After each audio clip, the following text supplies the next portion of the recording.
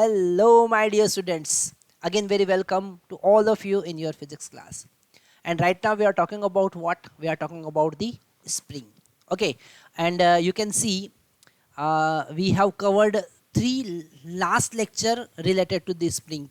Lecture number 28 हमने spring और spring constant से रिलेटेड कवर किया है. उसमें स्प्रिंग कांस्टेंट के रिलेटेड हमने न्यूमेरिकल भी सॉल्व किए हैं. ओके, अगर आप 29th जो लास्ट में आपको लेक्चर यहाँ पर दिख रहा है 29th, तो वहाँ पर सीरीज कॉम्बिनेशन ऑफ स्प्रिंग की हमने बात की है.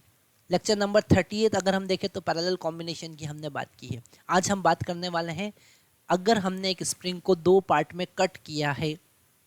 ओके, उनको दो पार्ट में कट किया है तो उससे रिलेटेड प्रॉब्लम को हम कैसे सॉल्व करेंगे. ओके, तो हम बात कर रहे हैं cutting of spring. So my dear students, अगर हमने यहाँ पर एक स्प्रिंग लिया है और उसको अगर दो पार्ट में कट कर दिया है, जैसे हमारे पास में एक स्प्रिंग है. ओके, ये एक स्प्रिंग है हमारे पास में. ओके, और इस स्प्रिंग का जो नेचुरल लेंथ है वो L0 है.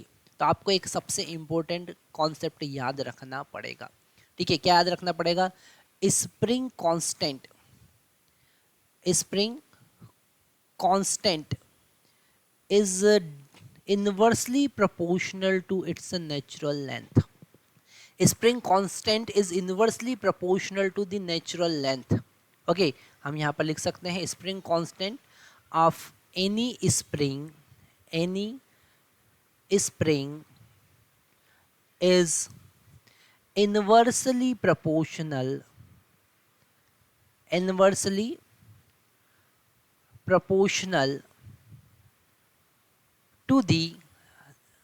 to its natural length. उसका जो भी नेचुरल लेंथ होगा, यहाँ पर हम एक्सटेंशन या कंप्रेशन की बात नहीं करते, हम उसके नेचुरल लेंथ की बात करते हैं. जो भी उसका नेचुरल लेंथ होगा, स्प्रिंग कांस्टेंट उस नेचुरल लेंथ के इन्वर्सली प्रोपोर्शनल होगा. ओके, मतलब हम लिख सकते हैं कि spring constant K into natural length is equal to one constant. वो क्या होगा? दोनों का प्रोडक्ट एक कांस्टेंट होगा, हम ऐसा लिख सकते हैं. जैसे कि हम एक एग्जांपल लेते हैं. हमारे पास में एक स्प्रिंग है और उस स्प्रिंग का स्प्रिंग कांस्टेंट K है. ओके, और इसको हम कट करते हैं 1:2 के रेशो में. Now spring cut into two parts, है ना, two parts of ratio 1:2. Okay, find spring constant of each part. क्या क्वेश्चन है, समझ में आया आपको? Spring constant of each part, हर एक पार्ट का हमको स्प्रिंग कांस्टेंट फाइंड करना है. तो हम क्या करेंगे? हम सिंपल सा कॉन्सेप्ट यूज करेंगे. हम लिखेंगे K1 L1 is equal to K0 L0. अब L1 क्या है? अगर हमने 1:2 के रेशो में डिवाइड किया है तो एक पार्ट है L1 और दूसरा पार्ट है L2, और ये नेचुरल लेंथ L0 के बराबर होगा. अगर हम L1 को लिखते हैं L और L2 को हम लिखेंगे 2L. ओके, अगर वैल्यू पुट करेंगे तो L का वैल्यू यहाँ पर कितना आने वाला है? L का वैल्यू हमारे पास में आएगा, L1 का वैल्यू L पुट किया, L2 का वैल्यू 2L पुट किया, इज इक्वल टू L0. मतलब कि 3L is equal to natural length L0 and L is equal to L0 by 3. तो L1 का वैल्यू कितना आया? L1 का वैल्यू आया L0 बाई 3, और L2 का वैल्यू कितना है? L2 का वैल्यू 2L है, मतलब कि 2L0 बाई 3. ओके, ये हमको उनके दोनों पार्ट के लेंथ पता चल गया. तो हम यहाँ पर अगर वैल्यू पुट करेंगे, हम लिखते हैं यहाँ पर K1 जो हमको फाइंड करना है फर्स्ट पार्ट का, है ना. इसको दो पार्ट में डिवाइड कर दिया, एक पार्ट और ये दूसरा पार्ट. फर्स्ट पार्ट का लेंथ जो है वो है L0 बाई 3 और दूसरे पार्ट का लेंथ है 2L0 बाई 3. ओके, तो K1 इंटू L1. ठीक है, अब L1 का वैल्यू कितना है? L0 by 3 is equal to K naught, मतलब कि इनिशियली उस स्प्रिंग का spring constant, into L naught, initial natural length. L naught से एल नॉट यहाँ कैंसिल हो जाएगा, के वन का वैल्यू हमको मिलेगा 3 के नॉट। कितना हो जाएगा? 3 के नॉट। ओके, तो यहाँ पर के वन पता चला।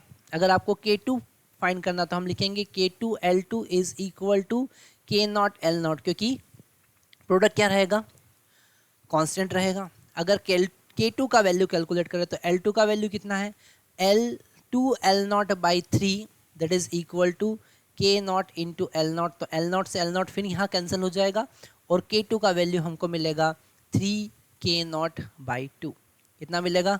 3 के नॉट बाई 2। तो हमने यहाँ पर क्या देखा? हमने यहाँ पर देखा कि अगर हमने स्प्रिंग को 2 पार्ट में कट कर दिया तो हर एक पार्ट का स्प्रिंग कांस्टेंट क्या होगा। ओके, तो कटिंग ऑफ स्प्रिंग से रिलेटेड किस तरीके से प्रॉब्लम आ सकती है और कैसे हम उसको सॉल्व करेंगे वो हमने देखा। जैसे एक क्वेश्चन हमारे पास में और आ जाता है, एक और हम नया क्वेश्चन कर रहे हैं यहाँ पर। ओके, क्वेश्चन में गिवन है कि हमारे पास में एक स्प्रिंग है जिसका स्प्रिंग कांस्टेंट जो है वो 1000 न्यूटन पर मीटर है। इसको हमने 2 पार्ट में कट किया। Okay, now it divided into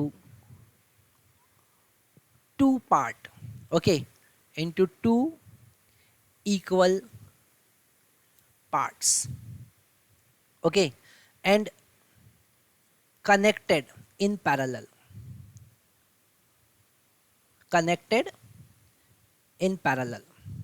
parallel में कनेक्ट कर दिया।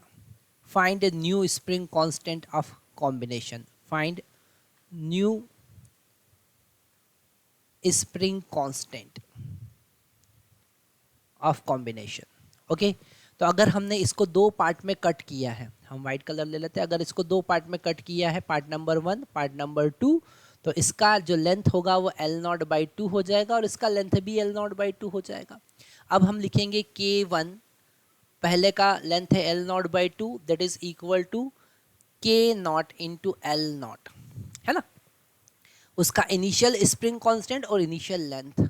तो यहाँ पर एल नॉट से एल नॉट कैंसिल हो जाएगा, K1 का वैल्यू 2 के नॉट आएगा, मतलब 2 इंटू 1000 आएगा, मतलब कि हो जाएगा 2000 न्यूटन पर मीटर। और वही K2 भी होगा क्योंकि दोनों को इक्वल पार्ट में हमने कट किया है। अब इन दोनों पार्ट को हमने पैरेलल में कनेक्ट कर दिया, ये पैरेलल में कनेक्ट कर दिया, और पैरेलल में हमको पता है इक्विवेलेंट स्प्रिंग कांस्टेंट क्या होता है, ऐड हो जाता है K1 प्लस K2, मतलब K इक्विवेलेंट अब हो जाएगा 2000 plus 2000 that is equal to 4000। कितना हो जाएगा? 4000 न्यूटन पर मीटर। तो यहाँ पर शायद आप समझ रहे होंगे कि स्प्रिंग को अगर हमने कट किया है तो उससे रिलेटेड न्यूमेरिकल हम कैसे सॉल्व करेंगे, और ये बहुत इंपॉर्टेंट कॉन्सेप्ट है जो आपको समझना है, क्योंकि अगर इस टाइप के क्वेश्चन आते हैं तो कैसे उनके साथ डील करना है वो हमको आना चाहिए।